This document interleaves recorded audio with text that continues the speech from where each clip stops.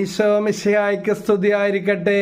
ഞാൻ brother Shaiju Adappally, Ernakulam Saint Mary's prayer മിനിസ്ട്രിയിൽ നിന്നാണ്. ഇതിനകം ആയിരക്കണക്കിന് വീഡിയോകൾ ദൈവവചനങ്ങൾ ഉൾപ്പെടുത്തി പോസ്റ്റ് ചെയ്യുകയും അനേകർ രണ്ട് കൈയും നീട്ടി അത് സ്വീകരിക്കുകയും പ്രാർത്ഥിക്കുകയും ചെയ്യുകയും ഒത്തിരി അനുഭവങ്ങൾ ഷെയർ ചെയ്യുകയും മെസ്സേജ് അയക്കുകയും കമൻസ് ഇടുകയും വിളിച്ചു പറയുകയും ചെയ്യുന്നതിനെല്ലാം ഞാൻ ദൈവത്തിന് സദാ നന്ദി പറഞ്ഞു പ്രാർത്ഥിക്കാത്തവർക്ക് വേണ്ടി കൂടി ദൈവത്തിന് നന്ദി പറയണം. എല്ലാം ദൈവത്തിൻ്റെ ദാനമാണ്. അപ്പോൾ വീട് പണി ആരംഭിച്ചിട്ട് പൂർത്തീകരിക്കാത്തവരും ഒരു ജന്മം മുഴുവൻ, ജീവിതകാലം മുഴുവൻ വീട് പണിതുകൊണ്ടേയിരിക്കുന്നു. വീട് പണി ഒട്ട് തീരുന്നില്ല, എടുത്ത കടം തീരുന്നില്ല. ഇങ്ങനെയുള്ള മേഖലയിൽ പോയി പ്രാർത്ഥിച്ചതും വന്ന് പറഞ്ഞ് പ്രാർത്ഥിച്ചതുമായ ഒത്തിരി ദൈവിക ഇടപെടലുണ്ട്. ഒരിക്കൽ ഒരു വീടിന് വേണ്ടി ഇങ്ങനെ പ്രാർത്ഥിച്ചുകൊണ്ടിരിക്കുമ്പോൾ കർത്താവ് വേറെ സ്ഥലവും സമ്പത്തും വാഹനവും നൽകുന്നതായിട്ട് അവർ ചിരിച്ചുകൊണ്ട് പറഞ്ഞു, ബ്രദറെ ഞങ്ങളുടെ അവസ്ഥ അറിയാൻ പാടില്ലഞ്ഞിട്ടാണ്. പക്ഷേ വേറെ 2-3 സ്ഥലത്ത് സ്ഥലങ്ങളും അവരുടെ തടസ്സപ്പെട്ട് കിടന്ന വഴിയില്ലാത്ത മറ്റൊരു സ്ഥലം വിൽക്കാനും വേറെ കാറും അനുഗ്രഹങ്ങളെല്ലാം അവർക്ക് കിട്ടി.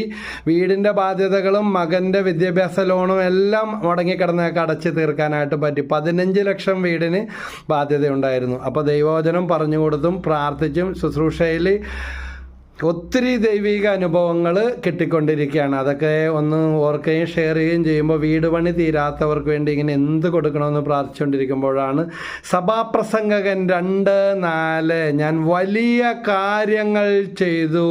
എന്താണ്?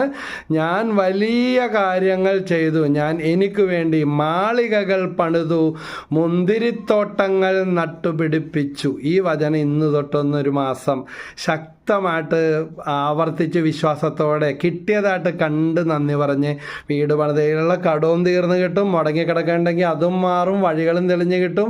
ഇനി പണി തീരാതെ തേക്കാത്ത അല്ലെങ്കിൽ ചോർന്നൊലിക്കുന്ന പെയിൻറ്റിങ് ചെയ്യാത്ത ചിലരെ വീടൊന്നും വർഷങ്ങളായിട്ട് പോലും ഒന്ന് പെയിൻറ്റ് ചെയ്ത്, ഞാൻ പല വീടുകളിലും പ്രാർത്ഥിക്കാൻ ചെല്ലുമ്പോൾ പറയും, നിങ്ങൾ ഇതൊന്ന് വെളുപ്പിക്കും, വെറുതെ വെള്ളയെങ്കിലും മേടിച്ചടിക്കുന്നു. അങ്ങനെ ചെയ്യുന്നവരും ഉണ്ട്. നമ്മുടെ ആറ്റിറ്റ്യൂഡൊക്കെ ഒത്തിരി മാറും, വെട്ടം വെളിച്ചം കയറണ്ടേ. അപ്പോൾ ഒത്തിരി മാറ്റങ്ങൾ വരും. അതുകൊണ്ട് വീട് പണി തീർക്കണം. ടൈൽസ് ഇനി റെഡ് ഓക്സൈഡ് ആയിട്ടെങ്കിൽ ടൈൽസ് ഇടണം. ഒത്തിരി ഇമ്പ്രൂവ്മെൻ്റ് ആകണം. നല്ല കളറൊക്കെ അടിക്കണം. നല്ല വെട്ടവും വെളിച്ചം വേണം. നല്ല ചൈതന്യം വേണം. പിന്നെ ഒന്ന് അപ്ഡേറ്റ് ചെയ്യണം. കാശ് മുഴുവൻ കൊണ്ടുപോയി വീടുമേ ഇൻവെസ്റ്റ് ചെയ്യുന്നവരുണ്ട്. ആകെ 2-3 പേരുണ്ട്, അപ്പനും അമ്മയും ഒരു കൊച്ചും. എന്നിട്ട് വീടൊന്നും പറഞ്ഞ് കിടന്ന് മരിക്കാനല്ല, സാമാന്യം നല്ലൊരു വീട് വേണം. അപ്പോൾ ഈ വചനം സഭാപ്രസംഗം 2:4 വചനം വെച്ച് പ്രാർത്ഥിക്കാം. നിങ്ങളുടെ അനുഭവങ്ങൾ ഷെയർ ചെയ്യുക, കമൻസ് ഇടുക, നമുക്ക് പ്രാർത്ഥിക്കാം. Praise the Lord.